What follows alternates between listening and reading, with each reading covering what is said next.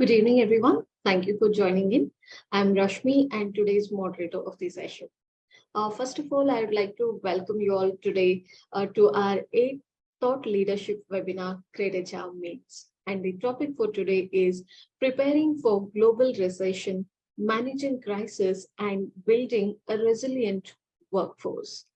Well, as you may know, a recession can be extremely damaging to a business, especially a newer small business, as it means that customers and clients may be spending less even as business costs are rising.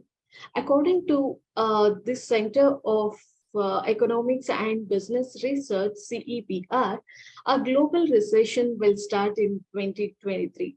The researchers' findings are more negative than the most recent IMF forecast. According to Bloomberg, this organization warned in October that more than a third of the world's economies will collapse and that there is a 25% possibility that in 2023, global GDP will expand by less than 2%, which characterizes as a worldwide recession. But which countries will it impact the most? What types of businesses will be affected? So in the next 1 hour, we are going to talk about this in detail with our esteemed speaker, Ms. Hayfa Abuzabibah, our Chief Omnipreneurship Officer, People and Culture at Al-Dabbagh Group, and understand how we can prepare for the global recession. Before we dive into the topic, let me tell you a little more about Ms. Hayfa. Ms. Hayfa has a rich experience of over 24 years in human capital, spanning various industries, including finance, real estate, retail, and automotive sectors in the private and family-owned business space. She specializes in transformational and agile HR. She's a graduate from California State University in Los Angeles, CSULA, and has completed graduate level management and leadership courses at both Harvard and INSEAD, that is INSEAD. Ms. Hayfa, we are very honored to have you here in the session. Welcome to the session, Ansari. Thank you. Dear participants, let me also introduce Ms. Sandra, our very own partner, because of whom we are able to conduct this session successfully today. Ms. Sandra is a veteran in the technology industry, having a career spanning over 25 years in the field. She's passionate about driving digital transformation within the industry and has recently joined Blue Ridge IT, a cloud technology solutions provider in the UAE, to lead partner strategy, customer success initiatives, and overall demand generation. Prior to Blue Ridge IT, Sandra had held the position of Senior Marketing Director at Oracle. Very welcome to this session, Ms. Sandra. We are happy to have you here. Thank you very much, Rashmi. It's my pleasure. So, Sandra, I would now request you to talk about your company's association with greytHR. Sure. Will you be showing the slide, Rashmi? Sure. Thank you. Yes. Okay. Good afternoon, everyone. I'm very pleased to be here, and I'd like to take this opportunity to thank the team at greytHR. My name is Sandra Skerge, as Rashmi just mentioned, and presently I'm the VP of Sales Development and Marketing at Blue Ridge IT.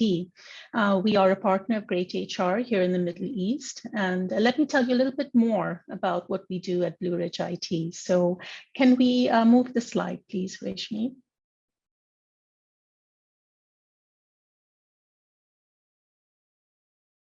Thank you. So Blue Ridge IT was established in 2011, and we are a technology provider and consultant, and we support our customers basically in their move to cloud with best-in-class SaaS technologies, consultation, training, and support. We focus on helping the enterprises and small businesses achieve their digital transformation objectives, and we do this keeping in mind security and innovation. We are partnered with some of the best technology vendors in the cloud business, inclusive of Microsoft and, of course, greytHR, amongst others. In terms of our portfolio and solution pillars, we focus on providing our customers with cloud technology solutions that modernize their workplace.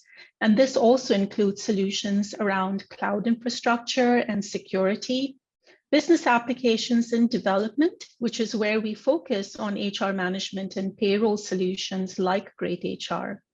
Additionally, we also provide managed services, technology training, and end user adoption. So let's talk a little bit about why I have joined this webinar and what I have to share. So can we move to the next slide, please, Reshmi? Thank you. Now, during the midst of the pandemic in 2020, an urgent need arose from our customers. They needed a trusted, user-friendly, cost-effective, cloud-based HR management solution that enabled them to manage their HR processes from anywhere and through any device. The size of these businesses basically varied from about 25 users to, in some cases, over 500 employees and sometimes even more. These customers needed a system to help them automate repetitive tasks and simplify their reporting. They also wanted off-the-shelf templates.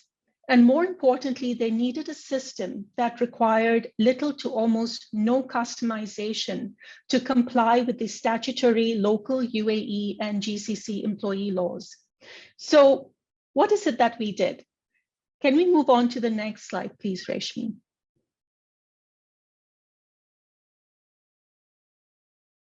Thank you.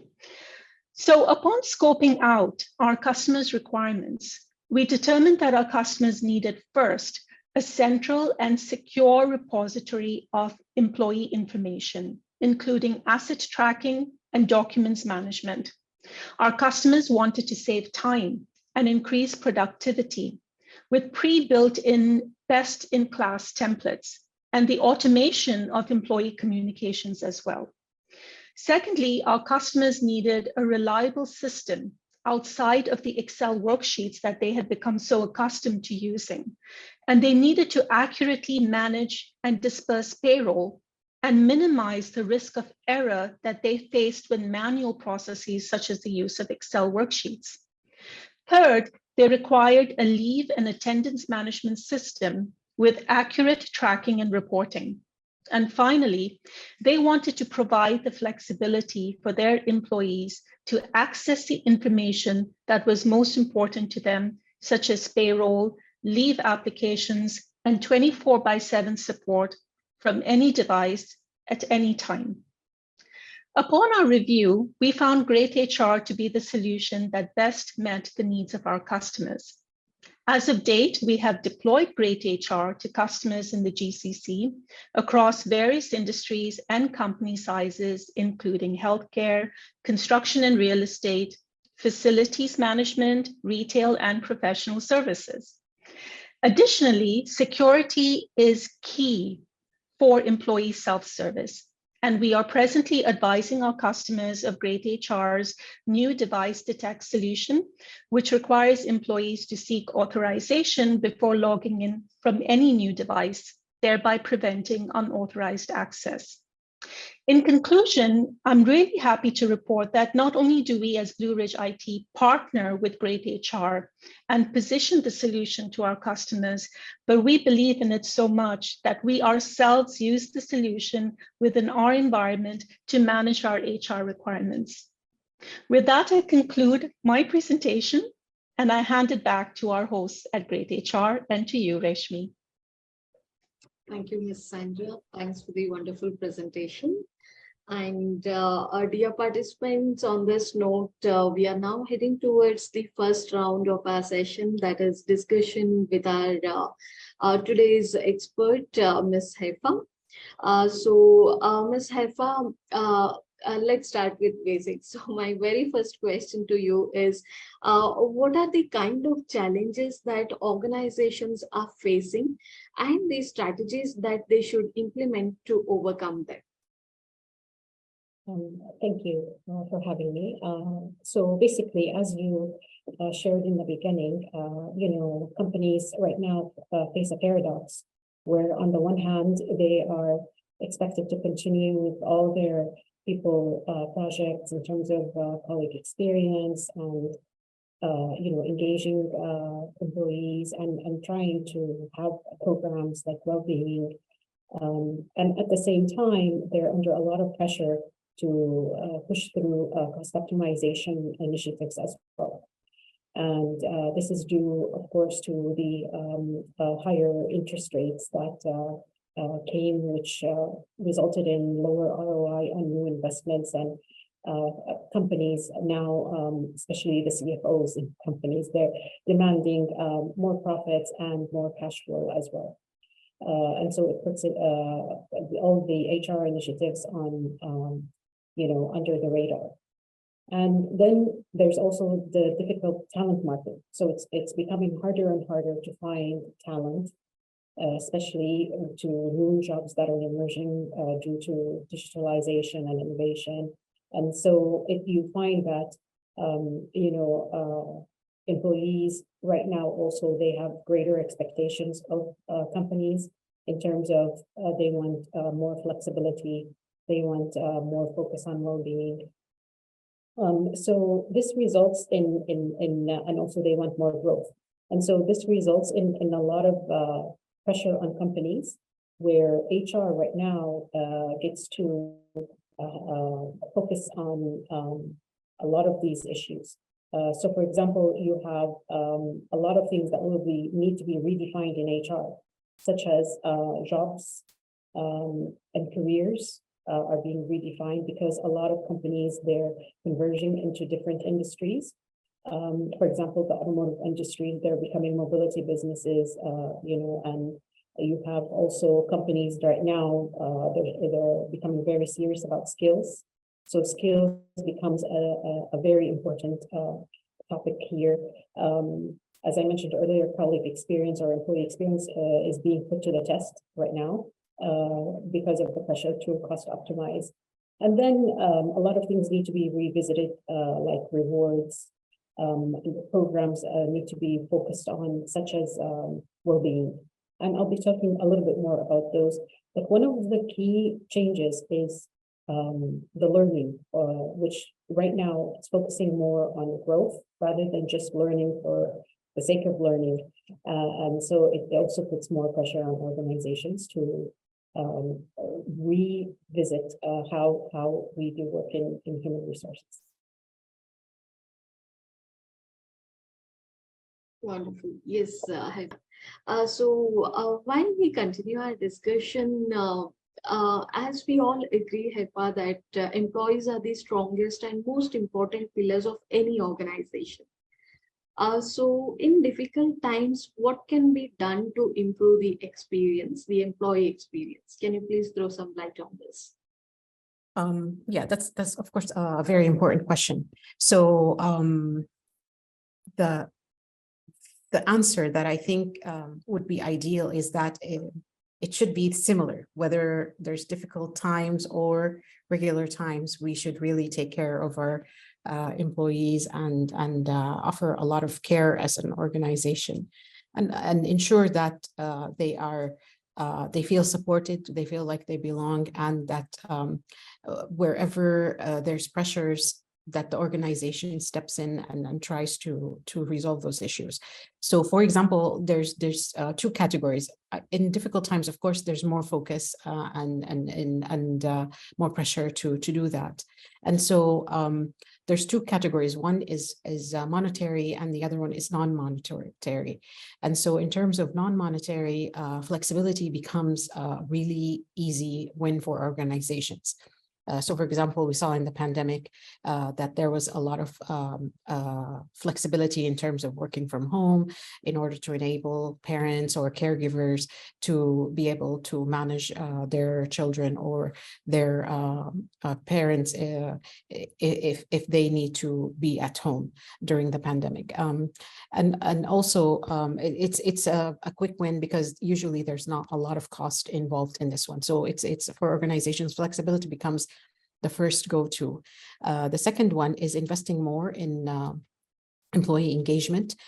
This is important because you want employees to be engaged. And this means two things. One is related to the culture and how leadership is being for employees.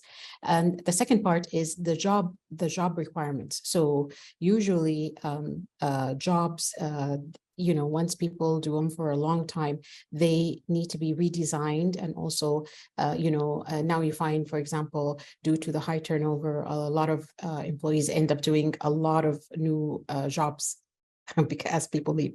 So then they become understaffed and they become under pressure. So it's important to revisit jobs, remove the parts that don't need to be done, maybe automate them so that they can be able to give more time to the strategic and the more people-related jobs. The third one is also to have development opportunities. So well-being, redesigning jobs, and then development opportunities that result in growth and in their career. So then, having things like an internal mobility program, where instead of hiring people from externally, and it's becoming harder and harder and more expensive to find a talent from outside the organization. So it's better to build the employees in the organization in order to offer them more careers. And this means the training will be more focused, because you're not just giving them training for training's sake, you're giving them training to ready them for their next level of growth.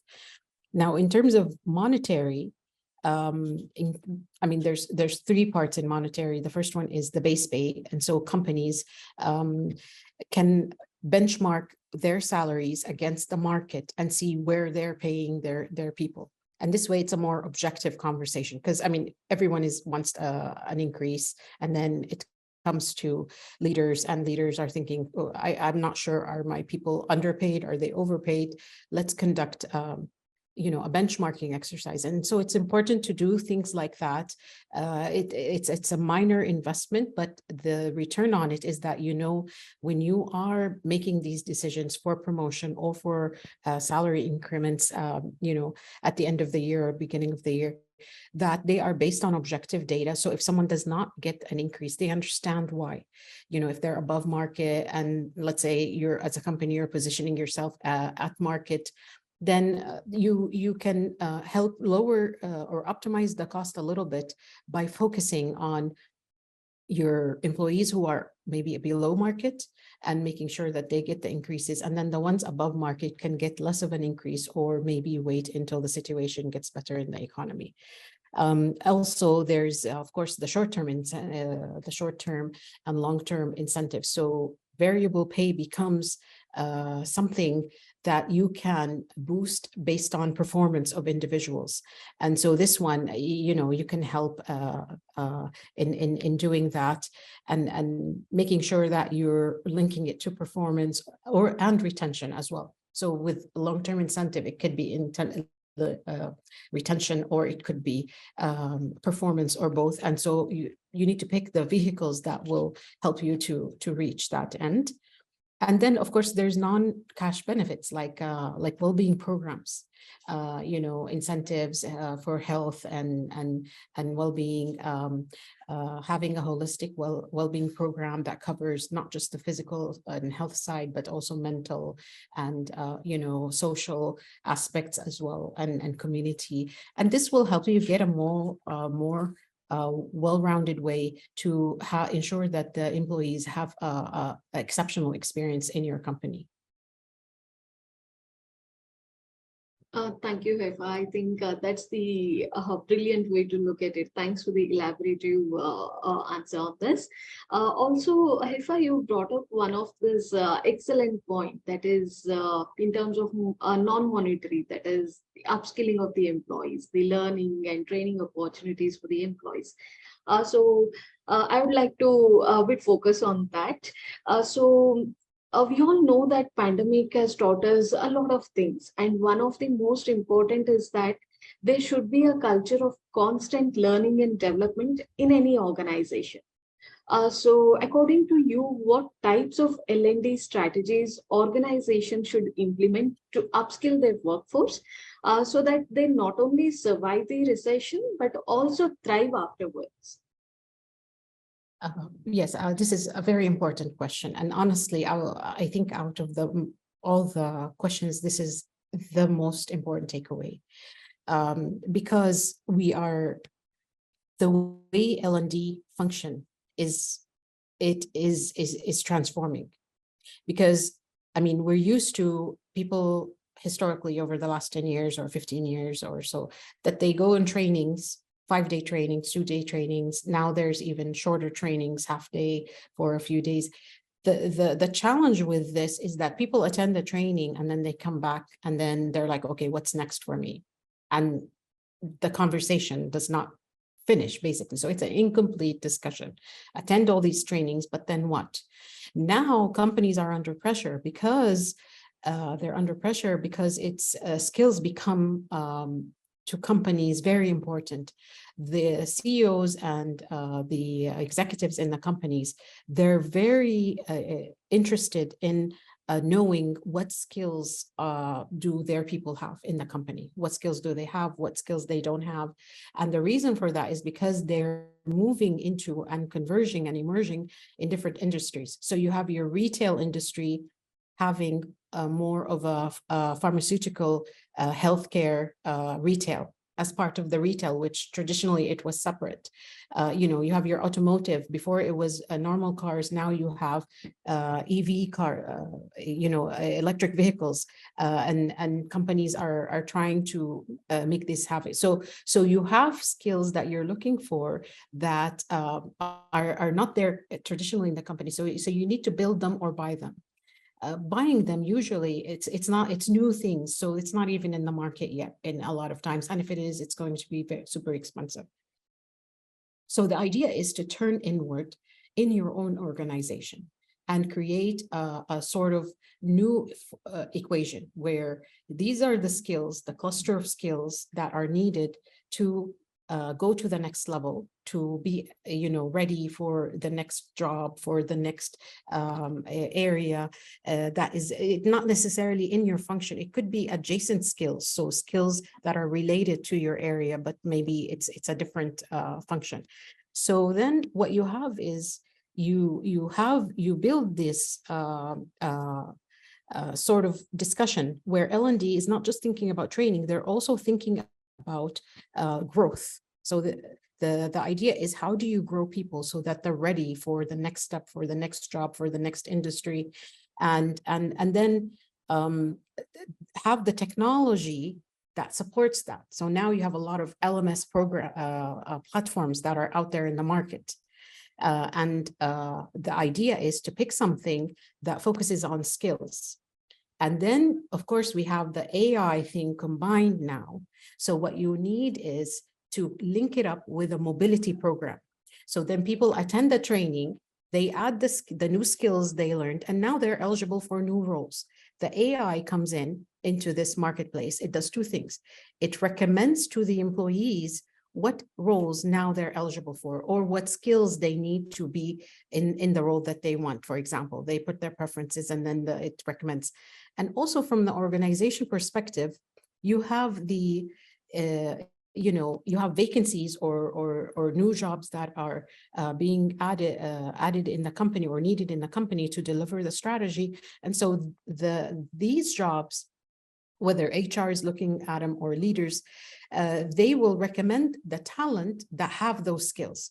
So then it's a win-win because people will be working on jobs that are meaningful, that they want to work on. They'll be challenged. They won't get bored by being in the same role for a long time. And then at the same time, the company gets to have a pipeline of talent, internal talent that can be eligible or ready for new jobs. And so this way you have the whole L&D function transforming. It's not just about skills and training, it's about growth. And growing people and having them ready for the next part. And so this, of course, means that even in HR, we need to also update the skills needed to deliver this.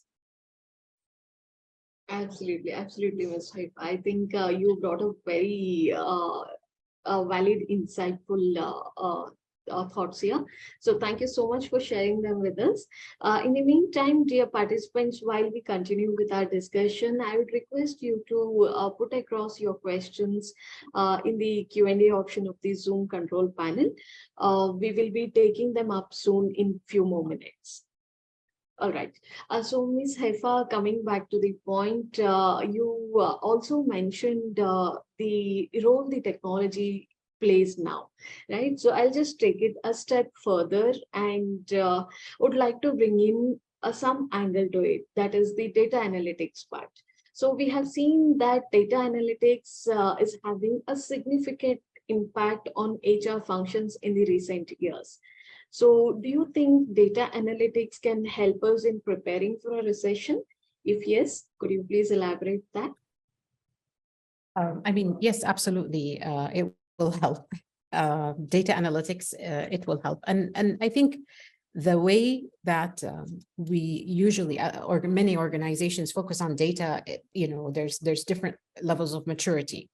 So you have the traditional companies that track things like, headcount or attrition rate or, how many courses attended, etc. And these things are becoming more of a sort of database type.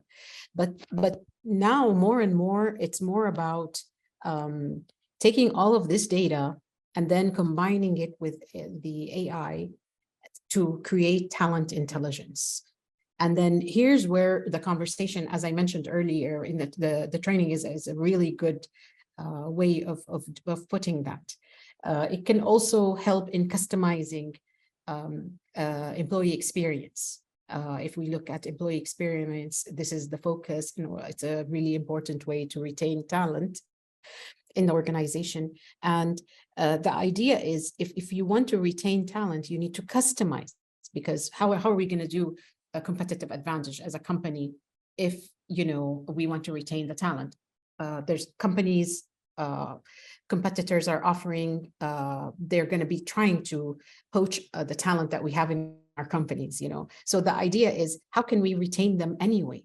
And it's not going to be about money anymore, because everyone can add money and then, people can be jumping around from company to company. The way to retain them is through the employee experience. And here's where the data analytics can help creating information or data about, for example, what is a great experience? We listened feedback from the employees in when they go through the onboarding process, when they go through the performance management process. Did they benefit out of that? Is there something additional they want? Moments that matter. A lot of organizations now are focusing on the employee experience because it's linked up with the customer experience, where moments that matter, that where you want to make sure you capture these things. For example, employees' birthdays, their anniversary days, things that are simple. If they the first promotion, when they're first promoted, when they first join the organization, what does the onboarding process look like? And then through all of these moments, you capture feedback from them. And so this is where the data side can help us in customizing these things. So I think the challenge for organizations is selecting which systems or platform they want. And here's the challenge. It's important for companies to understand what they want out of the technology or the solution, and then select the solution that will help them to get there. Sure, Hayfa. I'm sure this will definitely help our HRs to determine the employee engagement levels. So thank you for mentioning that, Ms. Haifa. Also, I would like to mention a phrase here. There goes this very popular phrase that is turning every challenge into an opportunity. So according to you, will there be any opportunities also arising due to this recession?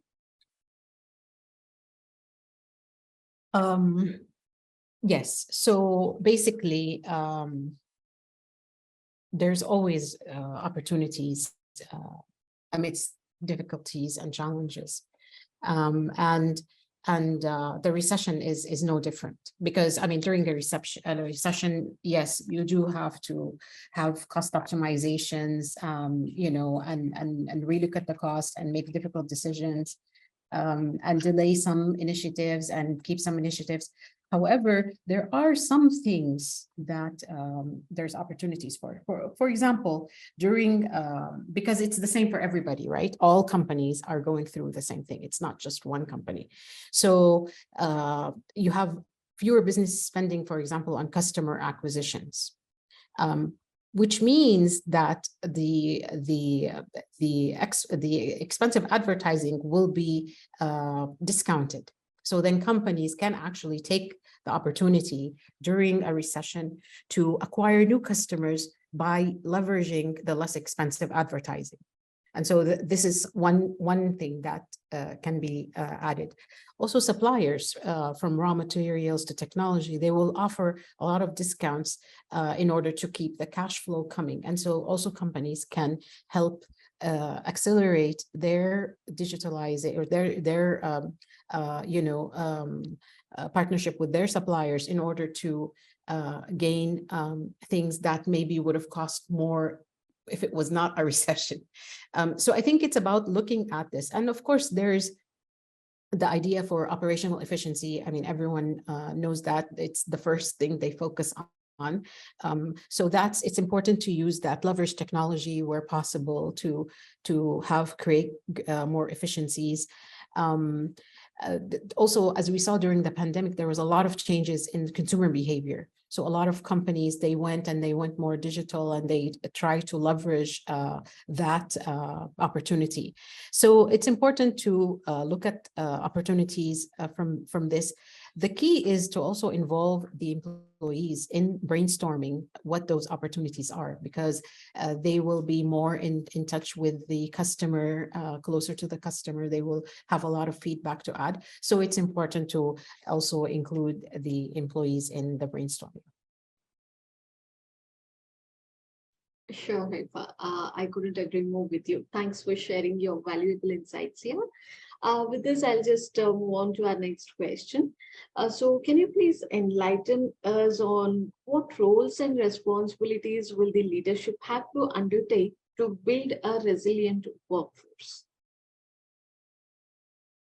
So resilient workforce, this is a really tough question, by the way, because there's two angles to look at it. There's the leaders, and then there's the resilient workforce. So first, what do we mean by resilient workforce?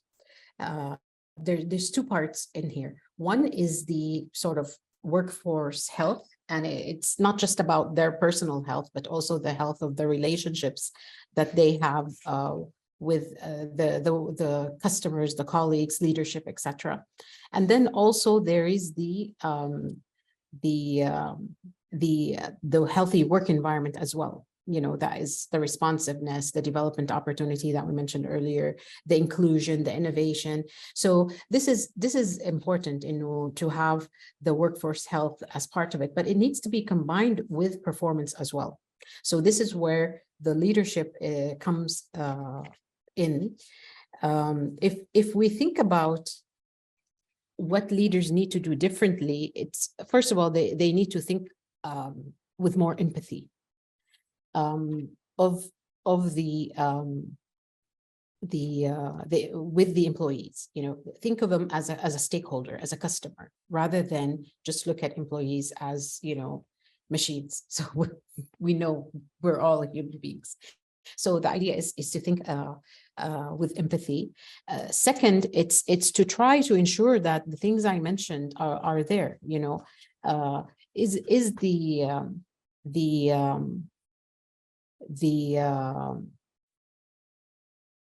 healthy employees, you know, are they physically okay? You know, like during the pandemic, health became a huge issue. But then generally, we can also find other ways to keep employees healthy by creating well-being programs in order to have them keep thinking about their fitness, their health, etc. Financial well-being, how's their financial well-being, their work-life balance as well. Their stress levels, you know, as companies, when people are leaving companies for whatever reason, if they're not replacing them because of the cost optimization, it means people have to do more. So then are we finding ways to compensate them for the additional work? And the exertion level, are we managing the workload? So this is important. And then the healthy relationships. It's important to have, people need to feel like they can trust you know, their colleagues, their leaders, so this is important for leaders to create a culture of trust, of resilience as well, and of fairness, of psychological safety, where employees can feel comfortable enough to say what they need if they have a concern, if they have an idea, if they, you know, they want to feel heard and they want to feel like they are making a difference. And collaboration as well, because now we have all complex problems in you know, whether it's a recession or the pandemic or you know, the geopolitical situation. So there's a lot of external forces that impact businesses, and we really need to collaborate together, you know, inside the organization, cross-functionally, sometimes even with our partners, suppliers, customers, in order to address certain complex situations. And then to create innovation, because if you want resilience, you really need to have innovation at the forefront of your mind as a leader. How can you ensure your company is, you know, innovative, that it's creating the solutions it needs to, it's looking at the new industries that it can go and merge with, it's, you know, trying to succeed as a business and thrive. And so this is important. And of course, inclusion becomes a big factor, you know, where we make everyone feel like they belong, and make sure that there's not favoritism. You cannot have favoritism anymore in organizations. I mean, historically, it might have worked. Now, you really need all your talent to be on board with you, engaged fully, in order to help solve the complex problems that are there. So they need to think about the culture, the people, the processes, and the infrastructure in the organization in order to be able to navigate this resilience piece. Some of the skills needed include, for example, having a unity of purpose and mission, collaborating and communication becomes key, training everyone, making sure everyone is prepared for different scenarios that can happen, and be, you know, more of an anticipatory organization, trying to make sense of the trends, the demographics that are happening around, soft trends, hard trends, and then trying to use that to gain competitive advantage. So this is some of the things that leaders need to think about and ensure are there for the to have a resilient workforce and organization. Sure, Hayfa. I think this really helps, and I feel it's all about bringing in that culture in the organization. So thank you for bringing up all these wonderful points here. And also in the meantime, dear participants, I would request you to put across your questions in the Q&A option of the Zoom control panel. And now we will head towards the last question of the first round. So Hayfa, to conclude with, what do you think the future of work looks like? I mean, there's a lot of things that a lot of HR experts put in this. So I'm just going to look at it in a very high level way. when we think about the future of HR, we need to be, like we said earlier, resilient. So thinking about ways that we can be resilient and having resilient workforce, it's important for all organizations to think about. The second and most important part is the skills piece. As organizations move into new industries and converge with different industries, and they, as digitalization and innovation come in organizations, it's essential to build skills and to have visibility into what skills they have, and then craft the learning piece in order to ensure that people build these skills so that they can be ready for the next level, and in order to ensure that the companies deliver their objectives and their strategies. Thank you. Absolutely, Hayfa. Thank you so much for mentioning that here. And also on this note, we are done with the first part of the session. Next part of the session is the audience Q&A. So dear participants, this is all about your questions now. So I can already see there are a few questions lined up for us here, Hayfa. So our very first question from the one of our audiences, what are the best practices that HR leaders can implement to improve the well-being of their employees during such difficult times?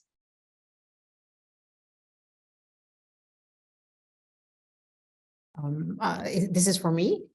Yes, Ms. Hayfa. So basically, the well-being, I think the first thing is to ask employees what they want, because it can be different from company to company.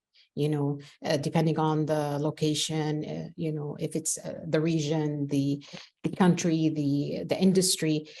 So people want different things, and the wrong way to do it is to go do some research of what well-being programs are and then roll them out in the organization, because then you're spending money and you're not sure if it's what the people want. They might come back and say, actually, that's not what we want.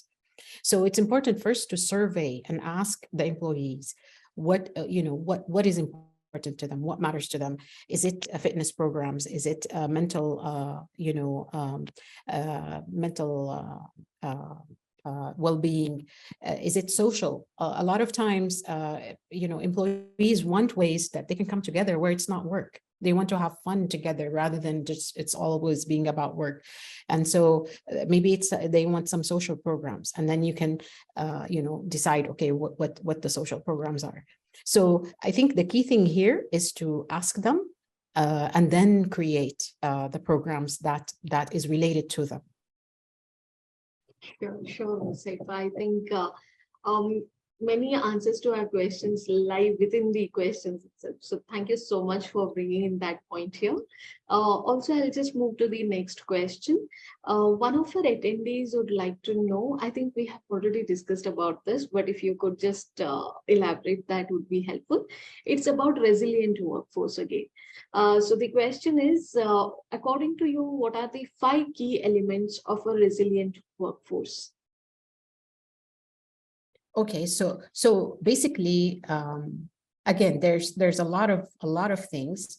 I think if you think of it as 3 things, it's so resilience of the workforce. You want healthy employees or well-being.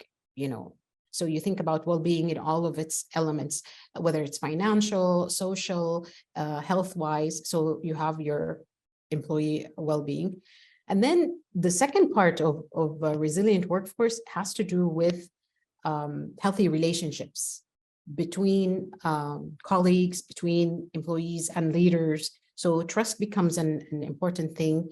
The quality of the relationship between the manager and the employee is very essential, because we're not even going to start talking about resilience if the employee is not comfortable, if they don't feel safe. They're not going to offer any ideas, because most of the ideas for how we can be resilient is going to come from the employee. So we just need to let them feel safe, feel relaxed, feel supported, so that they can come up with these ideas. And the last one is having a healthy work environment.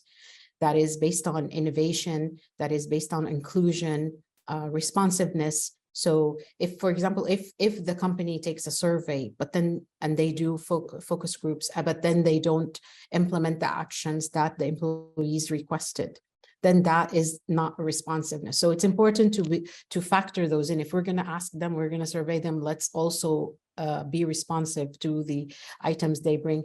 And then change receptivity. So resilience is all about how do we ensure that the change management projects, the transformational projects are being successful. And so this is where project management training or change management training is essential, and communication, trying to make sure that the workforce management function heads understand why there's a need for change, because otherwise they're not. And also to let them feel that this change is going to benefit them, rather than if we don't tell them how it's going to benefit them, they're going to assume that it's not going to benefit them. So the more communication becomes key, and preparedness becomes key. So I hope this answers your question. Yes, it does. Thanks for answering that, Hayfa. I think when we talk about resilience, it's all about bringing in a work environment in which employees can better adapt to the adverse situations, manage their stress, and retain the motivation. So I think you have put it in a very brilliant way here. Thank you so much for that. And I would like to move to our next question. It's about retaining the key talent. So, Hayfa, I think you have even mentioned this point in one of our discussion points. That is, it is not just about upskilling the employees, but also figuring it out how to retain them, right? So this question is around that. So the question is, how can companies identify and retain key talent in times of recession? Well, that's also, companies are trying to figure this out. Basically, it's not easy. Identifying talent is not easy. It's important, I think, my advice is to make the process as objective as possible. So, for example, when you think about how do we identify talent? Usually companies, they go and they ask the managers. And then the managers sit and they're like, oh, actually, this person is talented, this person is not. So how we can help them as HR is we can create a criteria of what we mean by high performance, high potential. What are some of the things that are there? For example, that it's not about what the person is doing right now. Even if they're a star right now, when we think about identifying talent, it's also looking at potential. So how can what is the requirement in terms of skills for the next level, right? And then we need to have like some questions or something to guide the managers and the leaders in order to cover things from different perspective. For example, maybe one of them could be about, is the person curious? When they're tackling complex problems, are they able to tackle them? So can they adapt to change? So questions like this, it's important to identify, okay, what is the requirement for leaders at the next level? And then try to come up with some questions to help managers sort of guide their thinking process. And then they will be able to give a score based on that survey. And then HR can work with more objective. So even if someone is not selected as talent, the manager or HR can give them an answer is, oh, this is, if you want to be part of talent, this is what you need to work on. This is the skills you need to build. So it becomes a more of an objective process. The retention side is also challenging, because here you need to think about, again, what do they want? We could come and we say, okay, this is, as I mentioned earlier, the monetary, the non-monetary, we give them more flexibility, or do we give them more money? And the answer is, it depends. And so we need to first see what matters to them. We need to also structure the incentives to fulfill what we need as an organization. So if it's retention, it's going to be not like in 1 year they get the the bonus. It will be divided over 3 years. So it'll be more of a long-term incentive where they get some of the bonus now, some next year, some the year after. This way we get to keep them for 3 years. So it's about how we structure also our rewards will help us in ensuring that we retain people. And then the culture. So if you want to retain talent, you need to make sure your leaders, that they are, they know their role. They know how to communicate with their teams. They understand that it's about more of a coaching role, more of a engaging, getting the team excited about what they need to deliver, right? Because otherwise, why are they going to do it? So I think it's we need to build the capability of leaders so that they are stronger in coaching, performance management, and in engaging their teams. This becomes more critical for leaders to be able to retain their talent. Sure, Hayfa. I hope that answers the question. Thanks for sharing those insights, Hayfa. I'll just take up one last question for today. It is from one of our attendees who'd like to talk more about workplace culture. So the question is, how can companies keep their workplace culture intact during difficult times of recession? I think the answer, or you can answer this one in different ways. The way I would answer it is difficult times really amplify what the culture is in the company. Because in difficult times, as in life, the way we really know the character of a person is in difficult times. How they react to stress, how they react to difficult situation. It helps us to really understand the individual. And in the same way, companies, you really find out who the company or what the company culture is in times of difficulties. During the pandemic, companies that didn't let anyone go, they supported their people. They were understanding. They tried to find ways to care. For our company, one of the things it did is it was taking medicine to the colleagues in order for them to, because they couldn't leave their house. So we found a way to let them get their medicine. So I think it's about understanding actually the character of the company or the culture of the company is amplified and shows very clearly during hard times. So it's important to work on it before hard times to ensure that when the hard times come, the culture is already there. And it's also about ensuring managers understand what the culture is, that this is a requirement and expectation of them.